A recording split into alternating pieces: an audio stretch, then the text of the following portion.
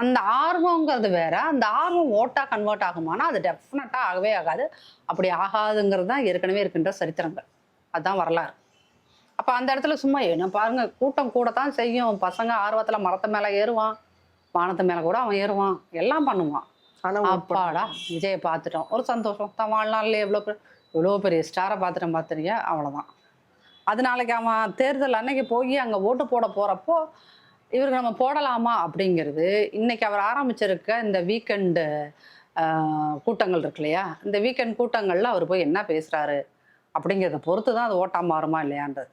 அதுக்காக விஜய் வந்து ஒட்டுமொத்தமா ஒண்ணுமே வாங்க மாட்டாரா? ஓட்டே வாங்க அப்படி இல்ல. ஒரு மேக்ஸிமம் ஒரு 6% வரைக்கும் 5லேருந்து 6% வரைக்கும் அவரு கண்டிப்பா ஓட்டு வாங்குவார். ஏன்னா அந்த 5 to 6% தான் ஒரு கட்சியோட வெற்றியும் தோல்வியையும் தீர்மானிக்கிற ஓட்டு.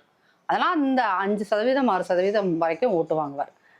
நீங்க வந்து அவர் டபுள் டிஜிட்ல ஃபர்ஸ்ட் எலெக்ஷன்லயே டபுள் டிஜிட்லலாம் வாங்கிருவாரு அப்படின்னு சொன்னீங்கன்னா, அது வந்து ஒரு ஸ்கெலிட்டன் இல்லாத ஒரு மனித உடல் எப்படி வந்து நிமிர்ந்து நிக்க முடியாதோ, அந்த மாதிரி ஒரு ஸ்ட்ரக்சர் இல்லாத எந்த பொலிட்டிக்கல் பார்ட்டியுமே வின் பண்ண முடியாது.